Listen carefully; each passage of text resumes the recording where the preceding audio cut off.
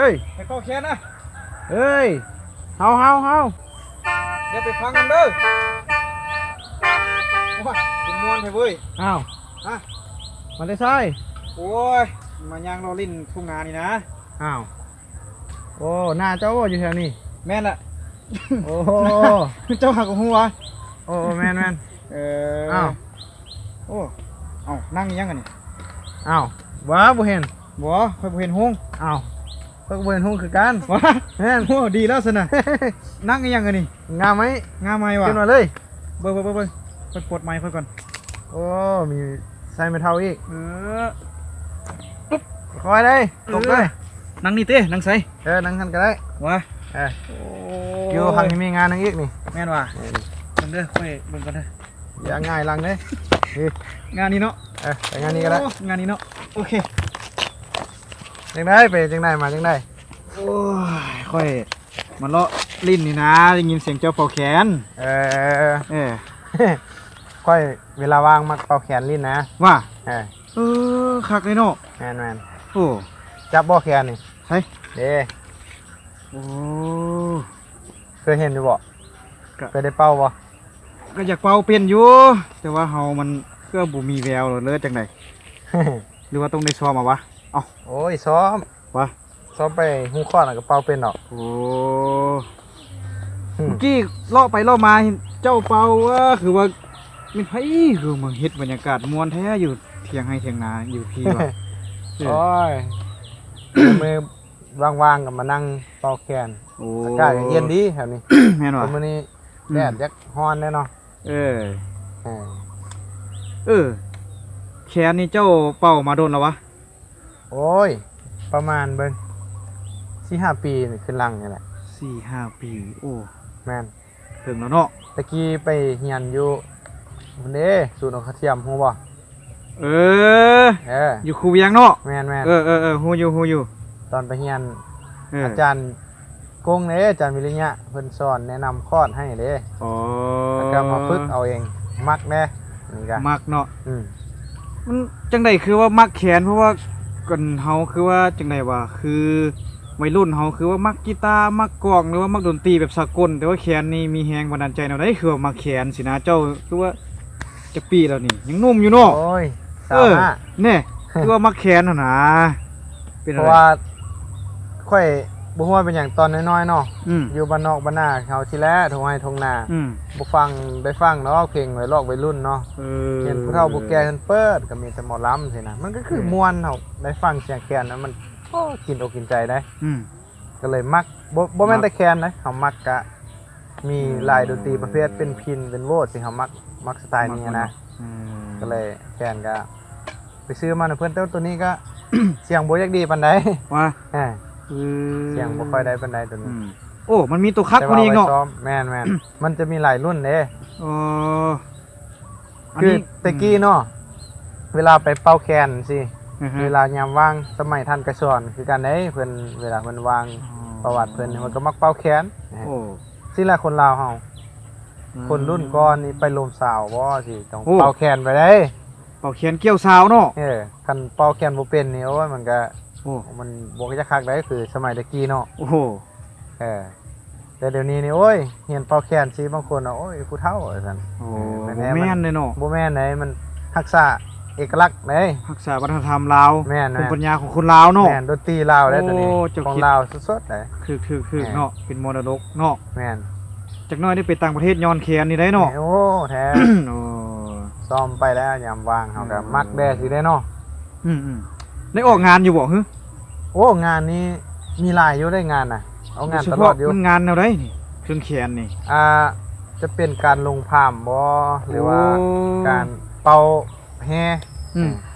แห่ตี้แห่โป่งลางเขาจะแห่บวชนาคเขาขึ้นรถฮอนไดเนาะแม่นเอาขึ้นในนั้นแล้วก็แห่บ่เทื่อก็จึ้งงานจึ้งงานกองบวชก็ยังก็มีเนาะแม่นวันเสาร์นี้ก็ไปตลอดอยู่นี่ก็แต่แค่ตัวนี้เอามาซ้อมลิ้นเบิ่งโอ้คักเนาะคือว่าเฮายามเศร้าๆก็มาเป้านั่งลิ้นคนเดียวลมพัดร้อนๆคักเนาะ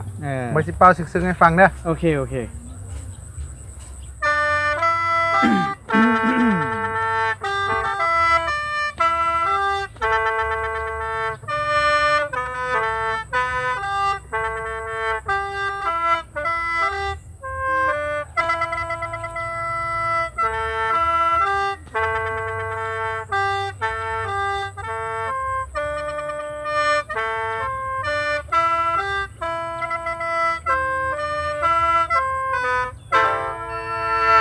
ตัวนี้จะ พ เป็ อน สินอนหลับแล้วได้นี่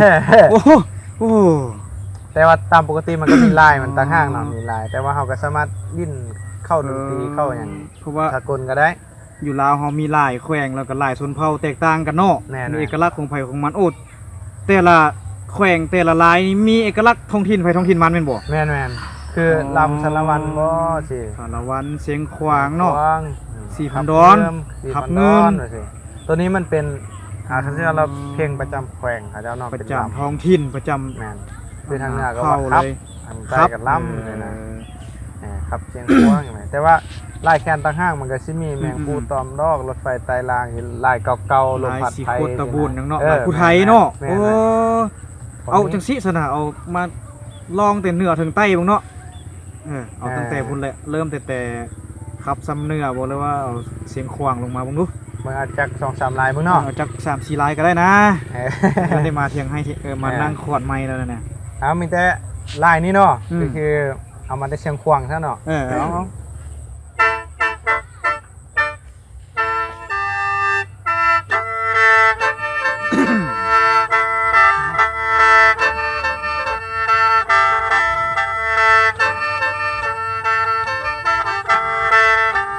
โอ้มวนเนาะ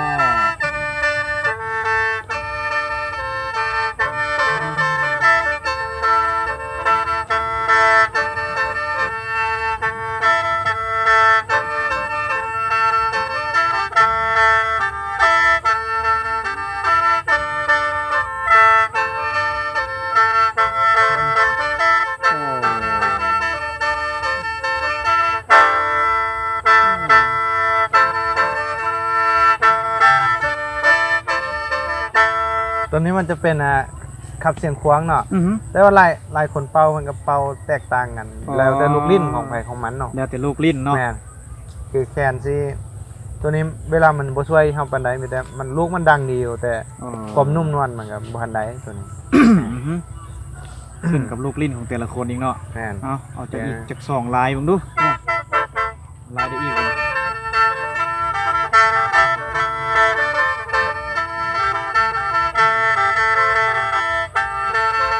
โอ้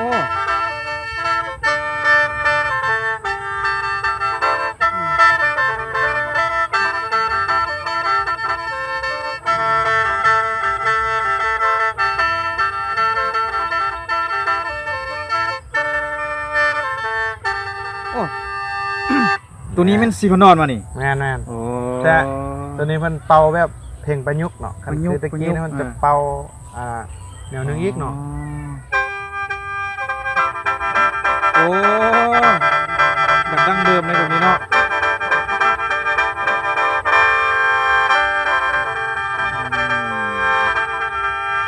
จะขึ้นไปจังซี่เป็นสีบันดอนแบบคือตัวนี้มันลายเก่าๆสมัยตะกี้นะพอฟังมันจะขึ้นใจเนาะ โอ้ก็น่าเสียดายเฮาพัดสิได้เมือเนาะมันค่ำเนาะจะได้บุกฮู้ทางเมือแต่ว่ามื้อหน้าสิได้มาฟังนำได้แต่ว่าก่อนสิเมืออยากถามแน่เนาะ เออ แบบอยู่ไสเดี๋ยวนี้นี่ โอ้เดี๋ยวนี้อยู่เด้อดงโดก ลุงโดกนี่น่ะ แม่น โอ้ ๆเสาห้องอยู่หั่นเฮียน เศร้า อยู่ด ห้ ง อง โดก เนี่ เด้ ยลุงโดก แม่น เราได้สังกัดหรือว่าได้เฮ็ดเวียกอีหยังอยู่ค่ายอยู่หยังอยู่วะ ก็อยู่ค่ายเพลง KTN Studio เด้ KTN ค่ายเพลง Studio พิการตาได้ ค่ายเพลงคนพิการเนาะ แม่นพี่กันตาเฮ็ดดนตรี เฮ็ดดนตรี แล้วก็ตัดต่อภาพวิดีโอพี่กันตาเฮ็ดหมดบ่ ตั มี ดต่อ ดี ภาพ จัก วิ ค ดี น โอ เลยแม่น ออกงานได้มีบ่ ทำงานก็มีทำงาน ทำงานก็มีเป็นวงอิเล็กโทรนิกส์น้อยๆนี่ติหรือว่าใหญ่วะ โคนแล้วแต่จะได้วงใหญ่บ่จะได้วง คีย์บอร์ดมันยังมีครบเนาะ แม่นเพราะว่าเฮาก็มีเครื่องเสียงมีหยังที่วงกับเจ้ามันก็เพิ่นก็มาสังกัดมาอย่างนํเฮาได้ โอ เด้ เคโอเค เรื่องเครื่องเสียงนี่แต่ว่าเป็น อืม ค่ายเพลงเฮาเครื่องเสียงของเฮาบ่มี แต่ว่านักร้องนักเสียงนักรำเฮามี แต่ว่าเครื่องเสียงนี้คันวันอันนี้เฮาก็มีเพราะว่ามันมีวงประจำ อยู่ค่ายเฮาเด้เนาะที่หน้าเครื่องเสียงอย่างเงี้ย ก็ดีเนาะ แม่น เนี่ยก็สร้างสรรค์นำกันเนาะ แม่น เอาเด้สิได้ลาความรวมแล้วเด้ โอเค มีแต่ว่ามื้อหน้าพบกันใหม่เด้อ เออ โอ้มวนหลายเด้อ ฮะสิ ม่วนหลาย ส่งสุดแสนให้ฟัง อืม ก่อนสิเมื่อ เอาได้สนะเฮาก็สิฟังอีกก่อน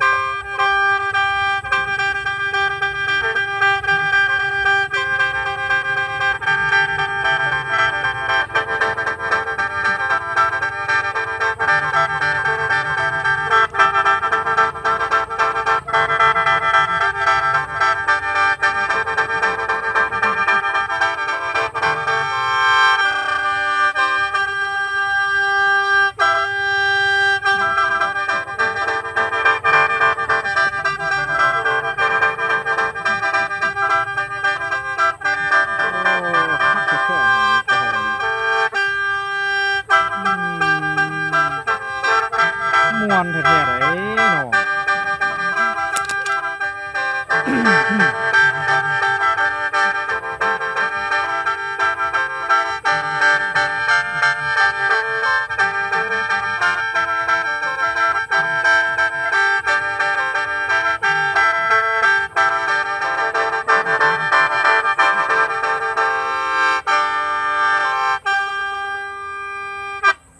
โอ้ มีได้มือหน้าที่เอาแคนตัวมวนๆเป่าให้ฟังเนาะ แคนตัวนี้คือว่าอะไรมันงามดีเยอะแคนเล้ามีลายแคนเล้าเนาะโชคดีเด้อเอาเมื่อกันเด้อสหายมื้อหน้าพบกันใหม่โอ้ยินดีเอาไปก่อนค่อยๆได้โอ้งามมาอยู่นี่เลยโอ้ยก็ยุ่งยากหน่อยนึงอยู่บ่เห็นห้องนี่แต่คือสิบ่ยากเจ้าเป่าแคนเป็นดอกคือกันเนาะไปกลางให้กลางหน้าได้หมดเนาะได้หมดแม่นตะกี้เฮาก็พุดมาเด้ลงนี้ตึ๊บไปกันเด้อโชคดีเด้อ